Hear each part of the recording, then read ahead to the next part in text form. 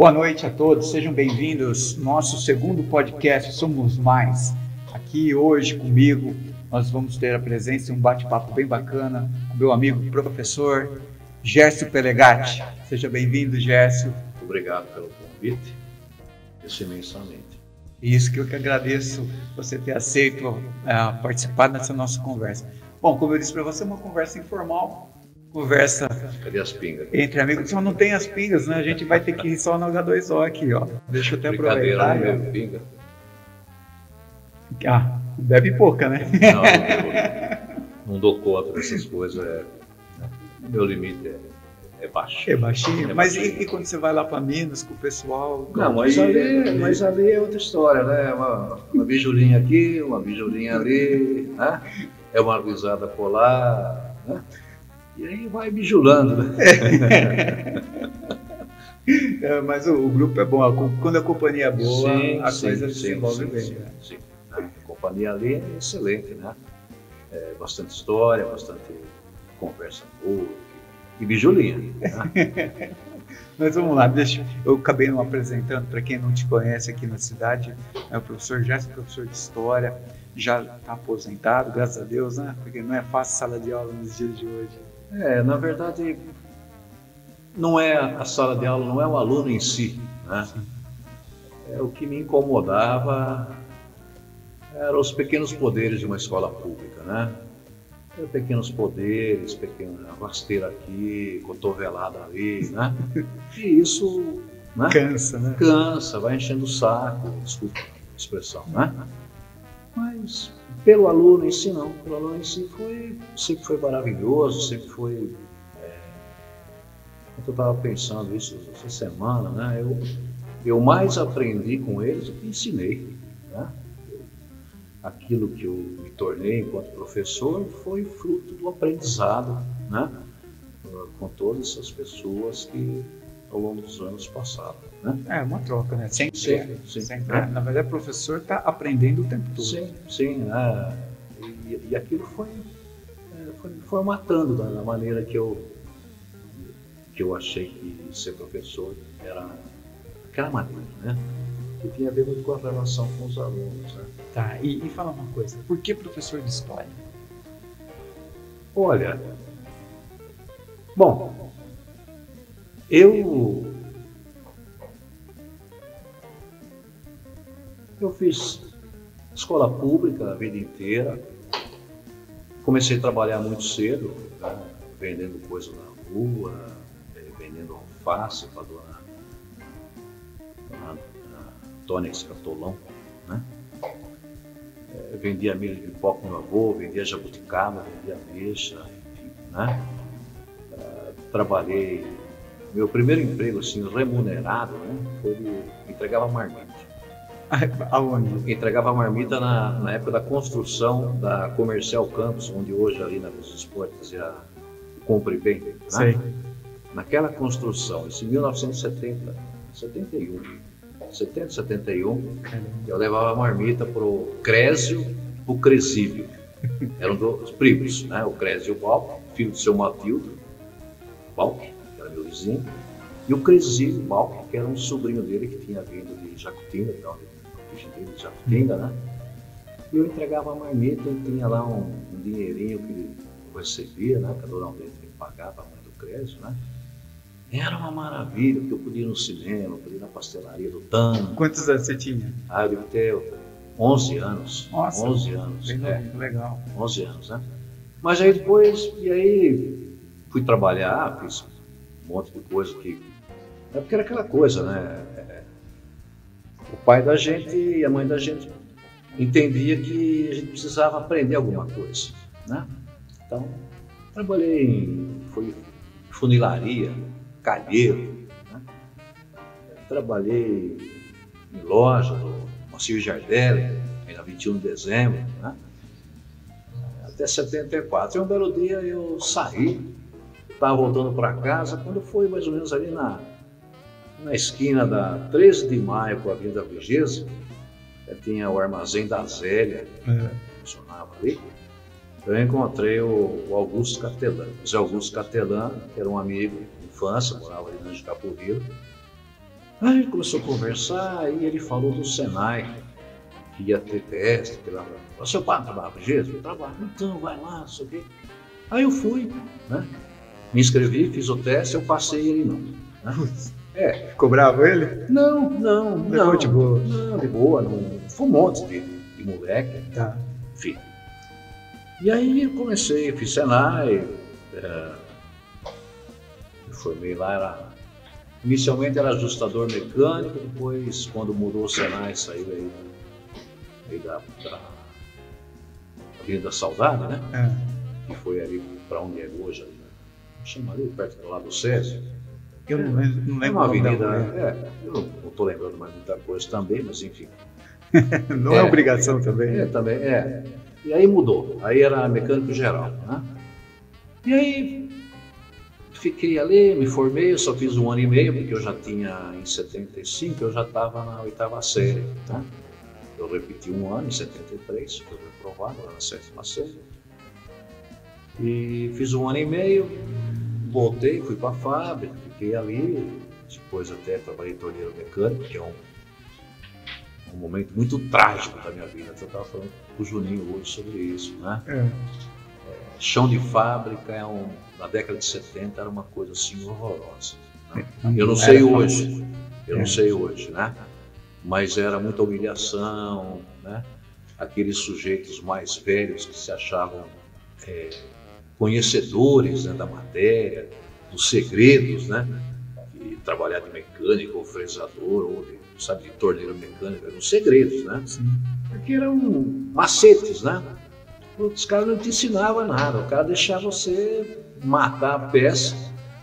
E aprender na marra. Não, na verdade, assim, deixava você matar a peça para que você fosse mandado embora, né? Sério? Era essa... tem outras coisas, tem outros ingredientes ali, né? Mas, bom, e a coisa foi indo, eu também fui modificando, né? Aquele ambiente foi me incomodando, né? Eu fui criando uma amálgama, digamos assim, em mim, né? Que aquele moleque quieto, acanhado, sabe? Ele foi ficando elástico, ele foi ficando nervoso, né? Nervoso até que um belo dia a panela de pressão explodiu, né? E aí... Meteu o peito. Eu comecei a peitar, falar bobagem, fumum, né? Aí me mandaram para outro setor da fábrica. Começou a história do Gerson revolucionário.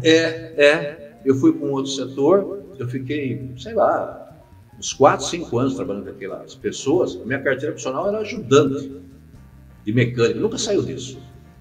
Quando eu fui para outro setor no prédio Caixa, trabalhar com o saudoso Zé 21, né? O Zé 21 que morava ali na Dona Néria, bem em frente ao meu bar do Dito, ali, numa casa de Sobradinho, tem uma farmácia embaixo, ele morava ali.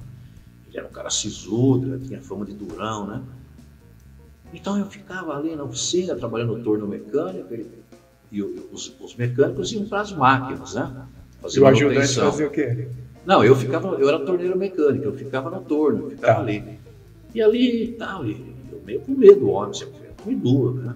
Ficava no púlpito assim, ele ficava ali, do jeitão dele, né? Mas ele gostava de ler, e eu também gostava. E aí tinha coisas que ele não entendia. Aí ele me chamava e falava, estou lendo isso aqui, eu não entendi isso aqui, você explica para mim isso aqui, sério, né? Assim, cheio de dedos. Sim. Porque ele era o chefe, eu era, né? E aí a gente foi criando aí uma relação. Mas bacana de isso da parte amizade, dele. Né? Mas assim, ele só fazia isso quando não tinha ninguém na oficina. Claro. Senão seria humilhante para ele, enquanto chefe, pedir para você né? ajudá-lo. E aí com ele, eu saí da condição de ajudante, passei a meio oficial torneiro mecânico, eu passei a oficial torneiro mecânico e torneiro mecânico especializado. Com ele. Que bacana.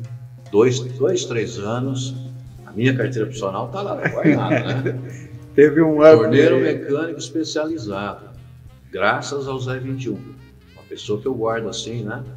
Foi muito importante para mim. O Zé 21 foi fundamental, não que os outros não foram. Até na dureza dos outros que me maltrataram foi importante. Sim, para eu poder estabelecer o corte, sabe? O corte e me transformar num sujeito. Né? E depois fui demitido em outubro de 1984, eu fui demitido. Mas nesse meio tempo, antes disso, eu fui estudar. Eu fui estudar na Unimed, lá em Santa Bárbara, né? Eu fui fazer um curso de tecnólogo de máquinas. Eu era torneiro mecânico, então eu achava Tudo direcionado. que eu tinha que ficar naquela área. Mas aí eu precisava fazer estágio. E o cara que era o meu chefe, ele não deixava eu fazer estágio. Porque fazer estágio significava tirar o macacão, pendurar, botar aquela beca razoavelmente que a gente achava que era bonita, era a única roupa que a gente tinha, e eu, num período dele, eu ficaria no escritório, na engenharia, junto com os desenhistas mecânicos, junto com o cara que era meu supervisor lá, que era o gerente, que era o Paulo Monteiro, o engenheiro Paulo Monteiro, né? Entendeu? E eu ouvi do cara, se no que depender de mim, eu não vou deixar. Porque você está, o meu chefe na fábrica, né? Você está estudando porque você quer ser melhor do que eu. Por cima de mim você não vai passar. Caramba. Eu estou falando para você, estou mentindo, só não vou citar nomes, porque as pessoas ainda estão aí. Sim. Né? Mas, e aquilo, cara, vai me dando né? Vai me dando comichão interna aí que... Foi. Eu tanto fui transferido por causa disso. Um belo dia eu baixei assim, tinha um pedaço de cano assim, eu catei o cano e... Voou o cano? Não, né? Mas você segurou. Né? Mas enfim. Mas também não deu certo esse curso, né? Não deu certo porque eu lembro que eu tinha um professor, um chinês, isso em 1981. O chinês dava aula de eletrônica. Eu não entendia eletrônica e muito menos o que ele falava. Eu não entendia nada, né? Eu não entendia nada, e aquela coisa. Aquilo foi me enchendo o saco, né? E eu caí fora. E aí? Em 82 eu caí fora. 83 eu fiz vestibular na PUC, eu passei em jornalismo. Jornalismo e propaganda, né? Tá. Mas não fui e tal. Mas aí, naquele momento, eu já estava envolvido com política. Eu fui filiado ao PT, acho que desde 81. Já 81 foi a fundação do partido. Foi, 81, 82, eu já estava filiado ao PT, né? Ao convite do Gilberto Bozzuto, né? Na época. Sim. E estava filiado, sabe? Aí você começa, no partido, comecei assim, a encontrar pessoas com afinidades em comum, né? E aí você, como diz o querido amigo Tadeu Bertazzi Costa, né? A gente foi saindo daquele mundo comum e foi direcionando para o mundo da cultura. E aí foi uma mudança, né? Aí foi mudando, a cabeça foi mudando, as ideias, lógico que não eram ideias mais concretas como talvez eu tenha hoje, né? Mas eram coisas que estavam em ebulição naquele momento, né? A gente estava pré-abertura do regime militar, então tem todo um contexto. Né? Envolvido aquelas leituras, a maioria dos leitores não entendia nada, mas eu, né? E daquele momento que eu vivi fazer história, foi um passo, né? Foi uma decisão. Eu olhei assim, o que eu vou fazer? Porque eu queria estudar. Era importante, sim. Os meus pais nunca me obrigaram a ter um diploma universitário, mas era uma conquista pessoal que os meus parceiros, meus amigos de época, todos eles, a maioria tiveram. Certo. Fomos estudar, a duras penas, com dificuldade, né? Sempre foi uma coisa de dificuldade, estudava à noite, né? Trabalhava durante o dia. E aí eu fiz um vestibular de história, né? Passei e fui. Nesse meio tempo também eu tive comércio, quando eu fiquei desempregado na Vigesa, né? Eu comprei uma loja de vendia roupa, vendia brinquedo, calçado. E aí, como foi essa experiência? Quanto foi tempo ótimo, durou? Foi ótimo, durou 13 anos. Caramba! Bom número cabalístico, 13 anos, né? Foi de fevereiro de 1985 até dezembro de 1998, né? Bastante tempo. 13 anos eu fiquei ali e foi bom. Foi bom porque... Onde era a loja? Aí na Rua São Carlos. Rua São Carlos 85, eu nasci na Rua São Carlos em 1955 e tive um comércio de bairro, no bazar, né? E foi muito rico, Porque esses 13 anos de loja, eu aprendi a ser tolerante. Tudo aquela dureza, aquela rigidez que eu tinha por conta da fábrica, o balcão desconstruiu e me transformou num sujeito que ouve, porque a venda é isso, né? Vender é fácil, né? Pós-venda sempre foi. Eu vi recentemente num curso que eu fui fazer de oratória que o bom vendedor é aquele mais introspectivo, é o que ouve, porque ele entende a demanda do seu cliente. Isso, exatamente, né? Então, ali naquele momento eu fui, né, ficando mais tranquilo, porque eu era um cara tenso. Com esse histórico todo, né? Sim. Entrou na indústria, chão de fábrica, Sim. num momento complicado, e depois ainda participando de partido político recém-criado e daquela ebulição. E aí, quando, um belo dia, eu estava em São Paulo, em agosto de 1998, 14 de agosto, nunca me esqueço. Eu estava lá, me deu um negócio, falei, não quero mais isso aí, eu não quero mais, já cansei, até porque também porque a gente estava numa mudança econômica do próprio país, né? E começou a ficar essa coisa de comércio de bairro, começou a ficar uma coisa complicada, porque a cidade passava por mudanças, né? Ela começa a perder antigos comércios que estavam estabelecidos assim, familiares, digamos assim, começam a entrar grandes players na cidade, né? Isso eu não estava preparado nem do ponto de vista financeiro, nem do ponto de vista emocional. Eu tinha uma percepção, mas não tinha uma compreensão, né? Certo. Coisas estavam acontecendo na cidade. Na verdade, o tempo todo acontece. Sim, né? sim. Esse movimento que a gente não percebe no nosso dia a dia é na verdade, o ponto-chave para a gente poder fazer ou não mudanças. Sim. Enquanto a gente não perceber o que está acontecendo silenciosamente, a gente não consegue fazer a mudança correta. Isso, porque tem a percepção, mas, né, a grande... É que nem o IBGE. O IBGE, você abre o site do IBGE, você vai lá, tem um monte de informação, mas as informações-chave eles vendem. Vende para grupos empresariais, né? O cara sabe, não sei o que lá, que está acontecendo, para onde vai, para onde vem, né?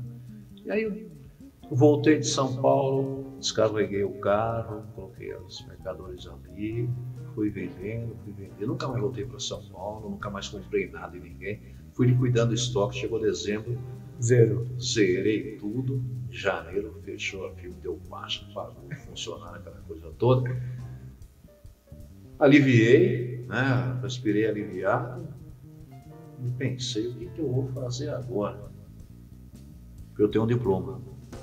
Lembrou dele? Eu tenho um diploma, né? Aliás, eu tinha um diploma que estava lá na PUC. Você nem foi buscá-lo. Porque eu paguei ele em 1987, guardei o comprovante e nunca fui buscar, mas eu tinha o comprovante, né? Demorou para o pessoal achar, mas acharam o diploma, né? E eu comecei a estudar. Assim, nesse meio tempo eu tinha dado aulas, né? Por exemplo, quando eu ainda era estudante, em 86, eu dei aula um tempinho no SESI 404 e no SESI 389, acho que era lá no Bom Retiro, né? Isso. Deu alguns meses, assim, né? Que era... Professor substituto. Uma coisa do tipo, que foi muito rico também, né? Muito rico, muito bonito. Eu levava no SESI 404, principalmente, né? Eu lembro das aulas que eu tinha, de práticas pedagógicas, né? E aquilo eu levava para a sala de aula, né? E eu lembro da diretora. Ela entrava na sala assim, se disse, fugiu a palavra, né? Eu dizendo, vou arrumar a tomada aqui, né? Mas tava... Na verdade, vendo o que você estava fazendo. Eu estava fazendo, eu levava uma sonatinha, tinha uma sonatinha, e levava, por exemplo, né? Levava lá o disco do Língua de Trava. Tá. o disco do Língua de Trapo, botava a música, depois a gente trabalhava o assunto, não sei o que, aquela coisa, né? Legal. Mas avançado para a época. Foi, né? Era época. coisa que vinha da universidade, né? Sim. De alguns professores, né? O Adalberto Paranhos, que foi um professor que trabalhava muito isso na sala de aula com a gente e tal, né? Essa coisa da relação da música com a história. Né? Você falando de professor, sabe que eu também dei aula, cheguei a dar aula. E aula é uma aula, é algo interessante. É interessante, mas assim, foi na reforma agrária ainda, aqui em Valinhos, lá na escola, de professor eventual. Né? Foi um período que eu falei, deixa eu ver como que é a sala de aula, entender como isso funciona, essa dinâmica com o aluno. É bem bacana. É bacana, é gostoso, né? Enfim, depois eu dei aula em algumas escolas do estado, como professor contratado, não era concursado. E depois eu parei, fui fazer outra coisa. Em 98 eu retomei, comecei a estudar e comecei a fazer concurso, né? Aí voltei a dar aula no SESC via concurso, que eu passei no estado, né? Eu passei, mas não assumi, porque eles chamavam por... Não era por e-mail, era uma publicação, eu não via publicação, eram umas coisas assim, né? Na prefeitura em Valinhos e tal, algumas escolas que estão chamando, né? E a carreira foi se... Né? Ela foi se recompondo, digamos assim. Tá? E aí você ficou quanto tempo como professor? De 98 até 2013. Né?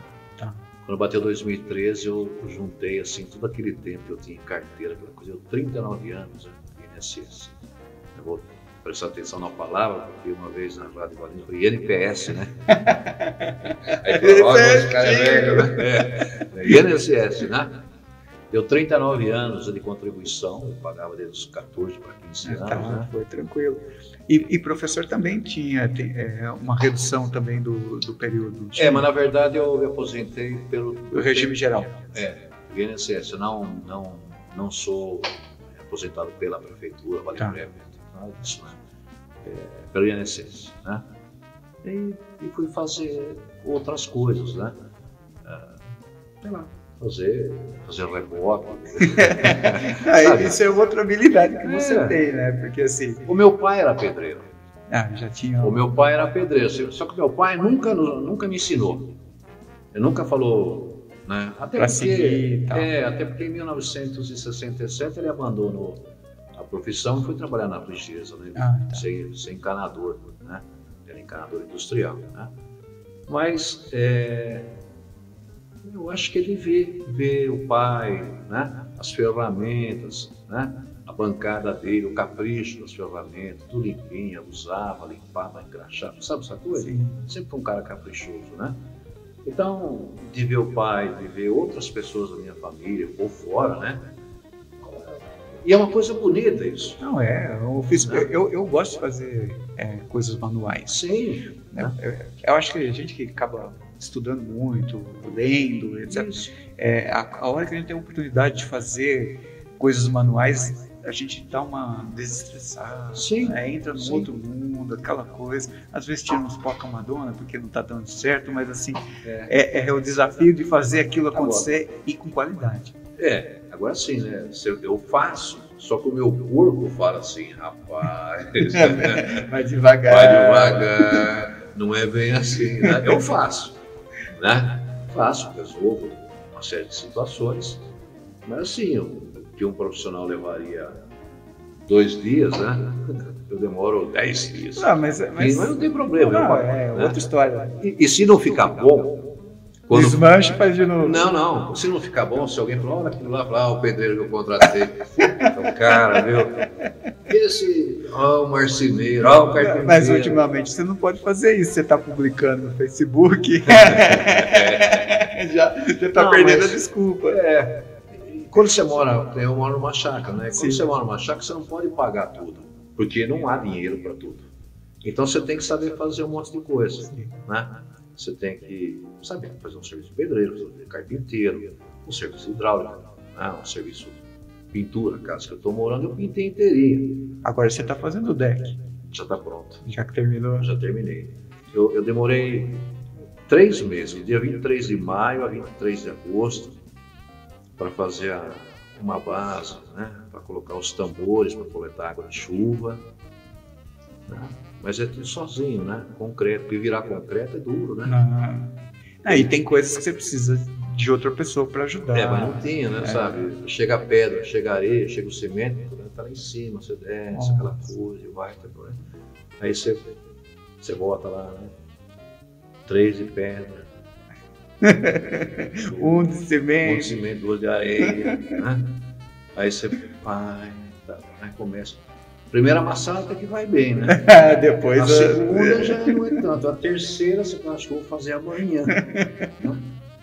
Mas enfim, você vai fazer. É assim, não, tá certo. Aí fui fazer, fui aquilo, fiz calçada, arrumei um monte de coisa. E aí eu tinha um deckzinho que eu tinha feito, né? E assim, minha casa, e tá em cima, né? Então, eu vou fazer um deck que você amplia, né? Isso. Aí eu peguei e fiz desde baixo, né? Aí o Cássio Costa Longa, sim, né? Emprestou uma perfuratriz para fazer as brocas, aí começou a vazar combustível. E eu fiquei com medo de ligar a máquina, eu resolvi abrir na cavadeira.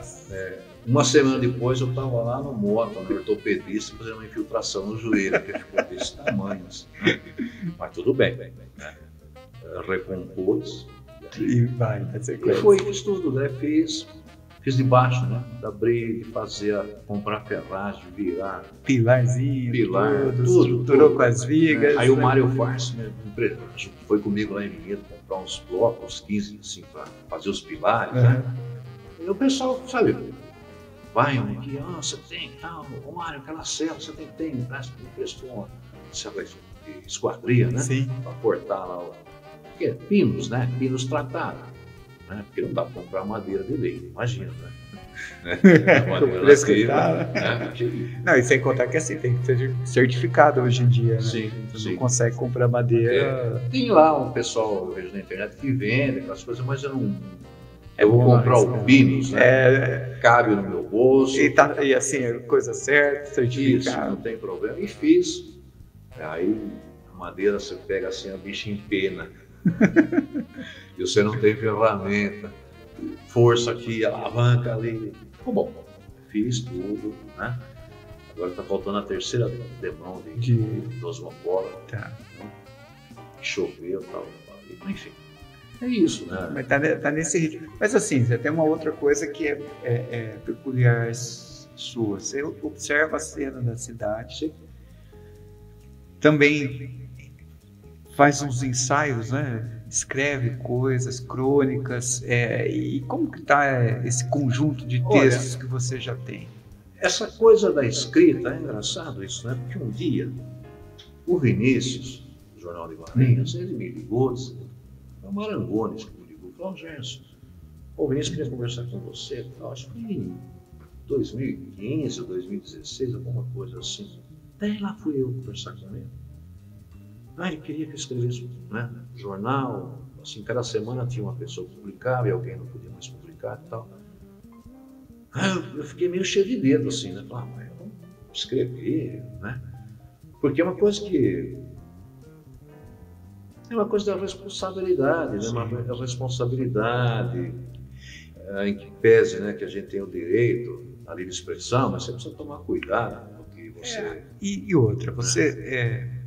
que você fala, que você citar pessoas, né?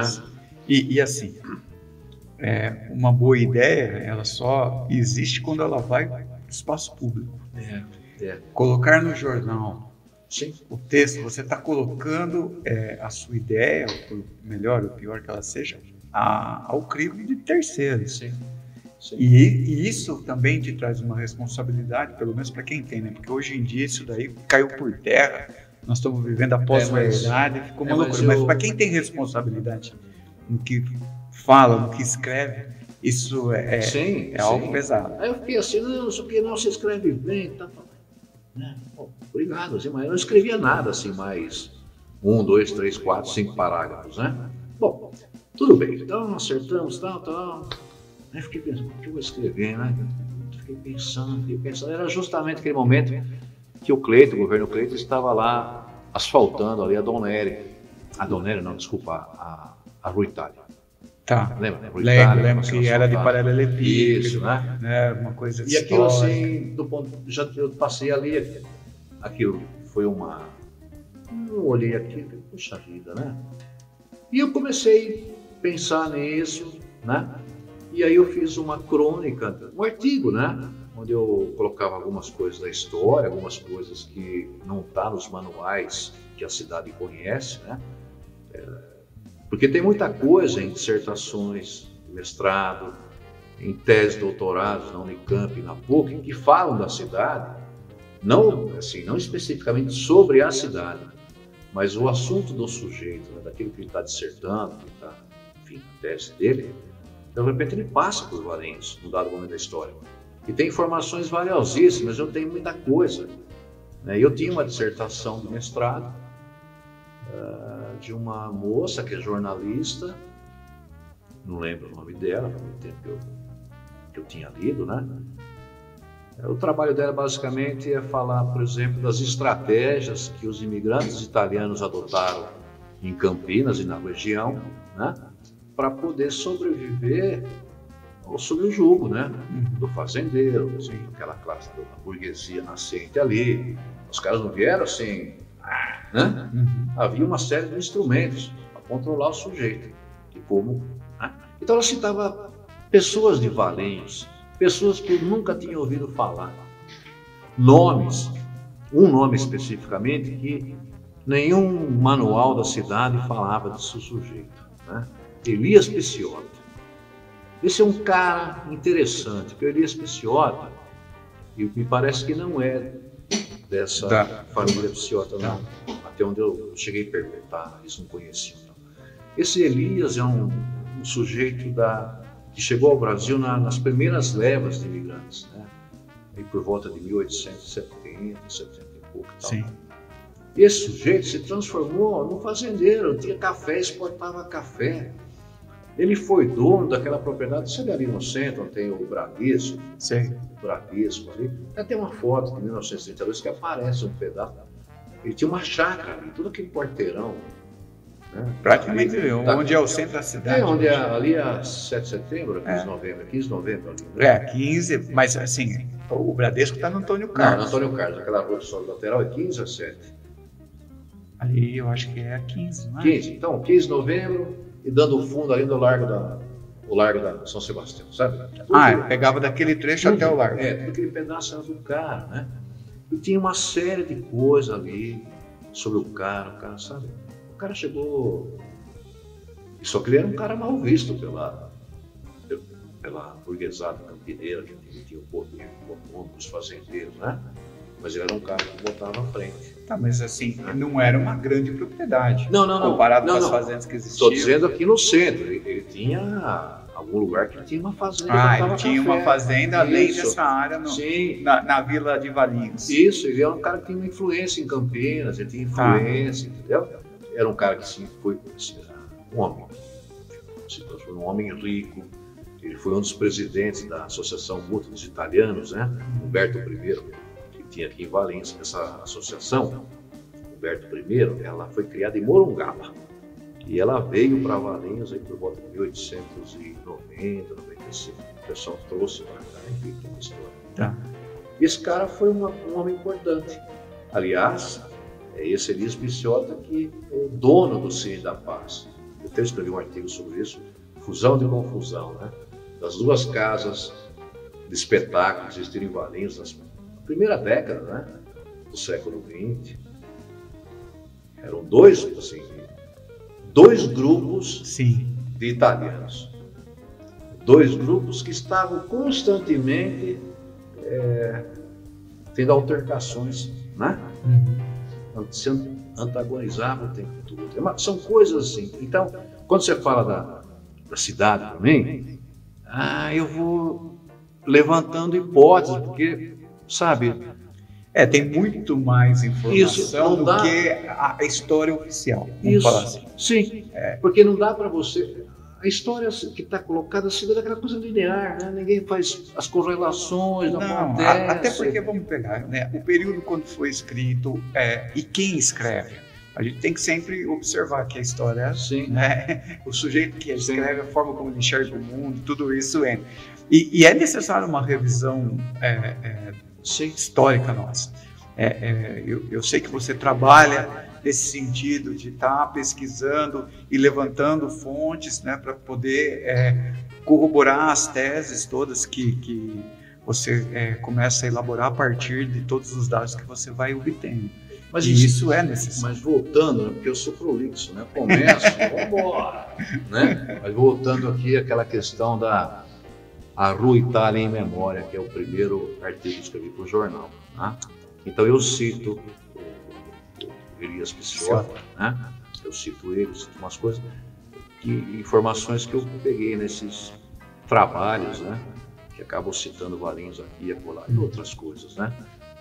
E aí eu falei, puxa vida, né? As pessoas gostaram, assim, né? Eu lembro que às vezes quando eu publico na minha página, assim, sempre tem uma pessoa que chama, né, em box e fala, como que eu gosto de ser aqui no seu, né? Uma pessoa muito bacana, assim, né? Mas, assim, tem gente que gosta sem entender direito o que você escreveu. Lembra que a gente já conversou em box, as pessoas... E aí eu peguei essa linha, comecei a fazer crônicas, eu não preciso citar ninguém. Sim. Eu não preciso, né? Eu pego um problema, eu vejo uma coisa da cidade, eu conto uma história, uma coisa que eu li, uma informação que está no jornal lá do século XIX ou da década de 10, de 20, uma cena Você cotidiana. tem arquivo desses jornais? Porque você tem algumas coisas que você traz. Eu tinha num computador que pela quarta vez deu um pau. E eu acho que dessa vez não volta mais. Não volta mais, né? Infelizmente, porque eu sempre acredito que não vai acontecer nada. Sabe? Põe no pendrive. Na parte de informática, o pessoal diz o seguinte: só Jesus salva. Só Jesus salva. Mas eu tinha muita coisa assim, tal, aqui, né? Tal coisa, tal. Isso aqui é interessante. Né? Mas tudo bem. Inclusive na questão, só uma parte de citar nome, eu lembro certa ocasião que eu fui levar uma máquina para um cara, fazer um trabalho de arrumar o motor, coisa do tipo.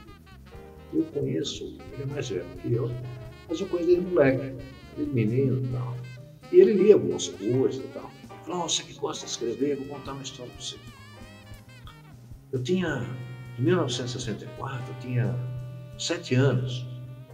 E meu pai era administrador da fazenda Santana dos Cuiabanos, isso, né?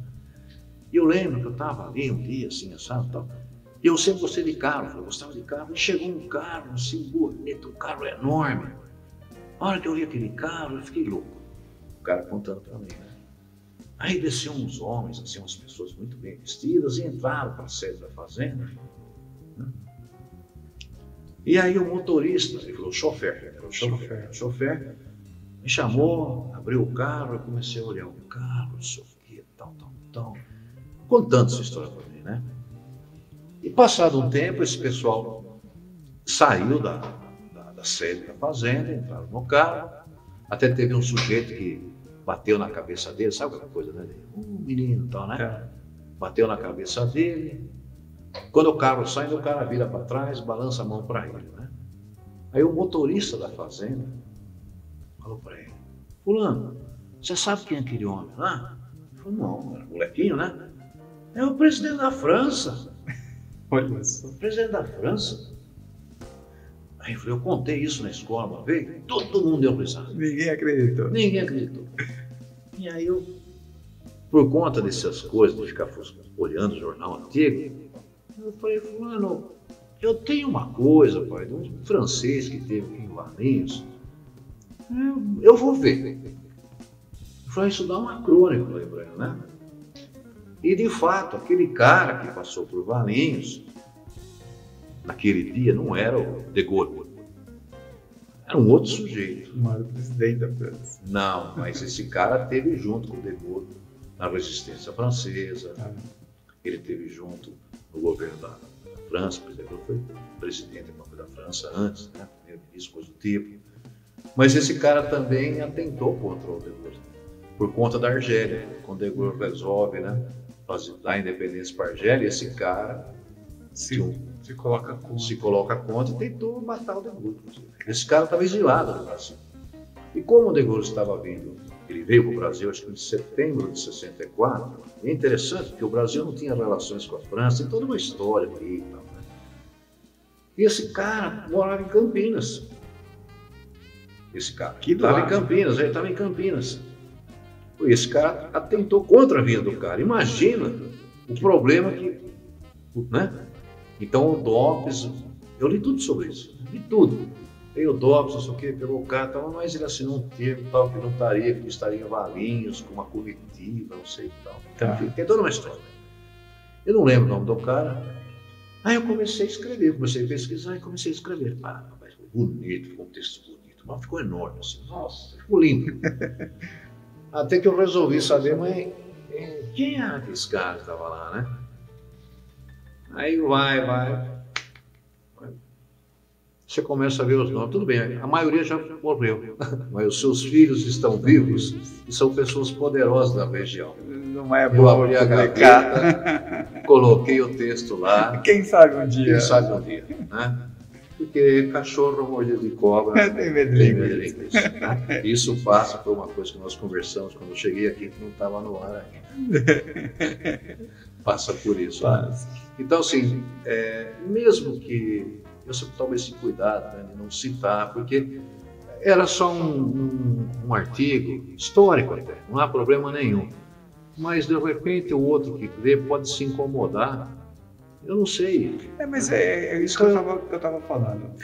Quando você lança a ideia, ou, no caso, o texto no espaço público, ele está sujeito. Está sujeito a essa...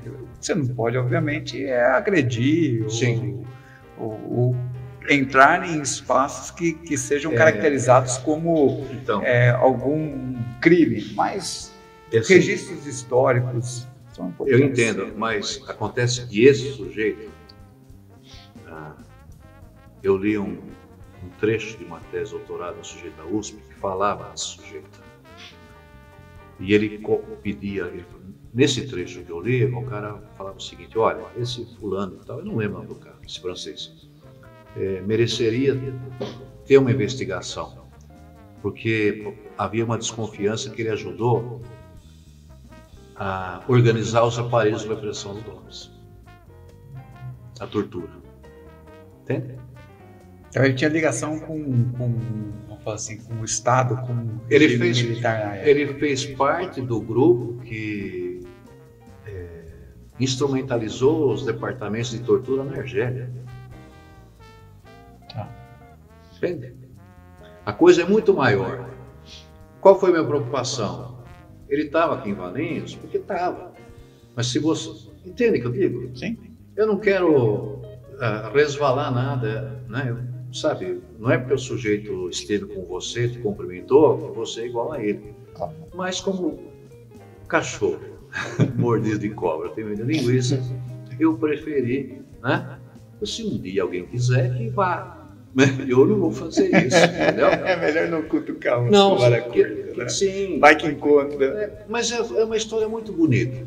É interessante. Esse cara não tem nada a ver com as pessoas que estavam aqui em Valinhos, né?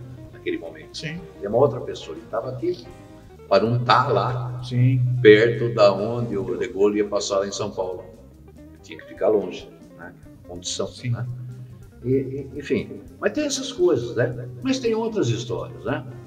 E sempre assim, olhando para a cidade, né? É isso que eu olhando sempre para a cidade, está falando as transformações de cidade, né? Principalmente da mesma maneira que o Gersi semana passada falou dos quadros dele, né? Isso. Ele pinta a história da família, as emoções.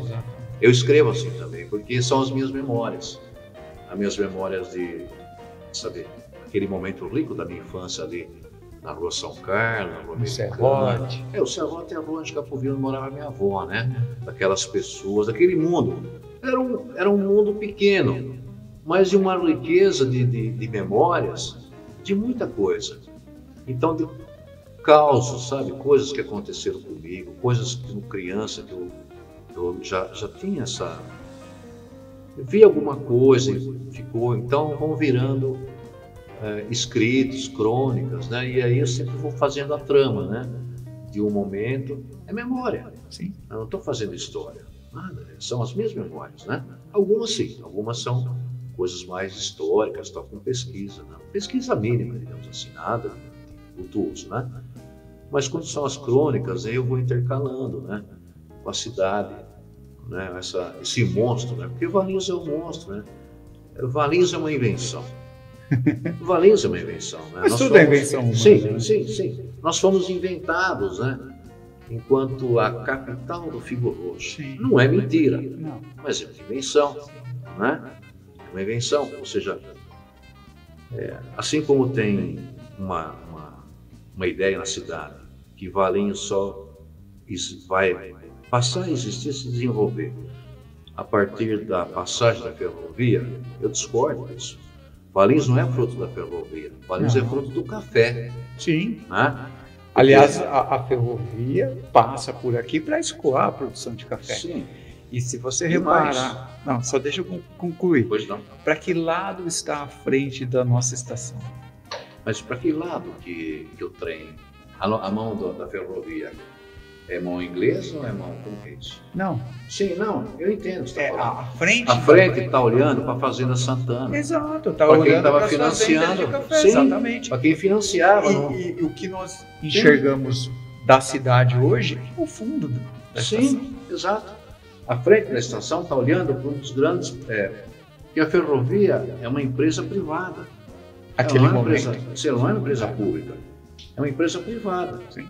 Tem a ver com o Saldanha Marinho, em 1810, né? Foi 68. sei o Aqui quê. é 1872. 72, mas ela nasce em 68, são os barões do café. Sim. O cara precisava escoar essa produção. Exatamente. Em Não dava para 1858, o nosso café saía no lombo de mulas Sim, e ia lá em Sim. Jundiaí para ser escoado. isso.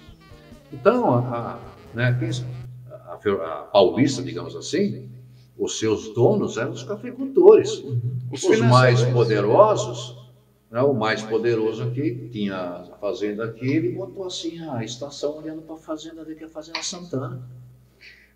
Não só a Santana, mas você pega todas as fazendas produtoras de café estavam voltadas para aquela região da cidade. Tanto é que você tem dois projetos, então, né?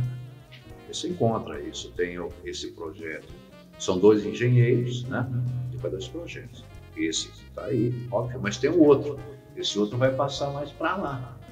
Vai passar pela Fazenda Tapera, vai passar não sei o quê. Só que era mais custoso. Era mais custoso, né? Ia ter mais ponte, mais isso, mais aquilo. Eu não entendo muito disso, né?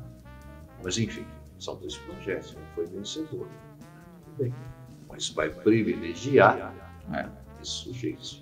E é engraçado, porque assim, quando você olha o mapa da cidade na época, do Ribeirão Pinheiros, sentido Estrada Velha para Campinas, já havia a vila e a fragmentação através da cessão de terras para os imigrantes italianos. E também havia um outro problema, era tudo pântano. Aonde está hoje a Unilever, aonde está o viaduto, era tudo brejo naquela região. Então, você pega os mapas, a cartografia de 1934 demonstra isso, né? E eu tenho fotos antigas do todo o percurso sinuoso e a área de várzea do Ribeirão Pinheiros, que aonde se estabeleceu a questão de cerâmicas também, a cerâmica espadaça era ali naquela região. Sim, vai margeando. Margeando, sobrou uma única torre ali que lembra um pouco desse período, mas aonde está hoje o Cauê, para as pessoas entenderem, era tudo brejo. Assim. É uma coisa que não é à toa. Sim, eu lembro da minha infância ali, da Avenida dos Esportes, você descia 11 de agosto, em casa do Leonor Olivo, né? Foi uma outra casa que depois aquele brejão, você não tinha nada para lá. Taboa, né? Tinha buscar taboa lá para fazer tapete. Era uma condição, vamos falar assim, mais complicada. Então a cidade ela acaba se desenvolvendo num setor onde, em teoria, não se tinha um melhor aproveitamento da terra, enquanto que o café era plantado, obviamente, nas melhores terras que tinham. E até hoje, as fazendas ainda persistem nessa região da cidade. Se você fizer o levantamento, você vai ver que, apesar de terem reduzido de dimensão, ainda assim é o setor da cidade que ainda tem fazendas remanescentes. Uma das primeiras experiências, né, da terra adquirida por imigrantes de segunda leva, né, ou seja, já eram filhos, né, daqueles outros, né, pessoas que já tinham amealhado, digamos assim, um pé de meia, né, tinham umas economias mudadas, porque nessa região aqui é a fazenda escolástica, né, do Pacheco e Silva, uma fazenda que começava mais ou menos ali onde é a Estrada Boiada, na região perto do cemitério, para lá. Sim. E vinha morrer aqui embaixo, onde é a Paulista, aqui perto do São Cristóvão ali, né? E aí o cara, quer dizer, estou falando de 1904, né? Começou já a declinar a produção, o pessoal já está olhando para frente, porque a própria ferrovia também está, né? A ferrovia ela vai indo de acordo com a produção. Até tem um livro do Odilon Nogueira de Matos, que foi professor da PUC, né? Café e Ferrovia. É fantástico esse livro. Eu conheço. Esse livro é fantástico, só para você conseguir comprar. Sabe, quem estiver ouvindo, quem estiver interessado, compre. Primeiro que você tem ali, é uma leitura gostosa, tem uma história do estado de São Paulo. Ele vai falar do estado de São Paulo, não sei o que lá atrás, como que começa, como que vai, como é, né? Ele vem caminhando, construindo isso para falar da ferrovia, da legislação, não sei o quê. O mais interessante, né? Ele vai dando dados da ferrovia e das regiões onde está passando, a produção de café, população, e vai fazendo as comparações, né? Então você vê Valinhos, não se desenvolveu por causa da ferrovia, se desenvolveu por causa do café. Ela nasceu pelo café. E mais, né? Quando o café aqui entra em declínio, esse pessoal ficou ao Deus dará. Sim. Nós temos cidades no estado de São Paulo que sumiram, né, de grandes cidades por conta do período do café, com o declínio do café, se transformaram em cidades. De 29. Cidades, né? Cidades. Então a ferrovia vai indo buscando onde tem café. Tem umas coisas interessantes que a gente estuda, como os cafeicultores tinham, obviamente, eram ricos, tinham muitas posses, muitos quadros e muita tapeçaria e muita parte de porcelanas eram encontradas em fazendas aqui no Brasil que não tinham na Europa, porque eles acabavam importando e entrava pela rodovia, pela ferrovia, chegava e equipavam os casarões. E como houve as guerras na Europa, muita coisa se perdeu lá e aqui tinham... porque a ferrovia não era só escoar, né? O café é mão dupla. Era trazer a mercadoria inglesa. Exato. Não só a inglesa, né? Mas a europeia. Principalmente inglesa. Né? Então, vai matéria-prima bem industrializada. Exato. Matéria-prima bem... E continuamos fazendo a mesma coisa até hoje. Vai café para mão de lá e vem o produto industrializado. O pessoal desce do lado de lá. Tanto é que assim, você pega a referência, né? A gente brinca aqui que Campinas, né? Aquela questão mais preconceituosa e tal. Por que se dava isso? Porque muitos filhos dos fazendeiros de café, lembrando que Campinas foi a última cidade do país a abolir a escravidão, então esse pessoal tinha muito dinheiro e mandava os filhos estudarem na Europa. E aí voltavam com um modo de vida já europeu para cá. Sim. E aí o preconceito que acabava gerando essas piadas. Não era o preconceito, era o preconceito, mas dada a mediocridade, né? Sim. Dada a mediocridade, dada a pobreza de ideias, dada... Sabe, aquela vida... Né? É o mediocridade que eu digo cotidiano, assim, a né? ignorância. É É isso que eu estou dizendo, né? É Da ignorância. no sentido de não conhecer, Sim, de sim. não, Até não porque, ter a mesma sim, possibilidade. sim, quando eu falo aqui no começo da nossa conversa, né? Onde eu nasci, não sei o que eu fiz, não sei o que vai. Eu sou filho dessa gente, oriunda, sabe, da terra. Sim. Não teve estímulo, né? O pai era pedreiro, a mãe era lavadeira, né? A gente foi porque foi, mas não teve estímulo, não teve incentivo. Não, e nem tem como você querer cobrar isso, porque eles não tinham como. Sim, ele não tinha essa informação. Não tinha. Meu pai teve 3 grandes sonhos da vida dele. Que era ter um blusão de couro, uma motocicleta e ser advogado. Ele conseguiu o blusão de couro, só. Meu pai está com 90 anos, vai fazer autodidata. Impressionante, né? É autodidata. Hoje não, porque tem o Alzheimer, aquela coisa toda, né? E até eu comentei com você o que me, né? É não poder mais conviver com essas memórias acumuladas dele, né? Sim. Eu não tenho mais como quem falar, né? Perguntar as coisas que eu sempre perguntei, né? Essas memórias se foram, né? Mas voltando, né? Tinha que trabalhar, arranjo de família, ser pedreiro, ser encanador, ser... Sabe, toda uma geração acaba passando por essa situação, né? Charles, o papo está muito bom, mas infelizmente nosso programa já bateu 1 hora. Você estava preocupado? Eu estava preocupado em tirar o Deus do Lula. Enfim, agradeço muito sua visita e já deixo o convite para uma próxima, um pouco mais à frente, para a gente retomar esse papo, porque tem muita história, muita coisa e muita reflexão a respeito não só da sociedade, mas enfim, de experiências que a gente tem aí ao longo da vida. Muito obrigado e agradeço a todos, né, por ter nos acompanhado e está disponível aí nas redes para poder dar sequência aí para quem quiser. Um grande abraço, até o próximo.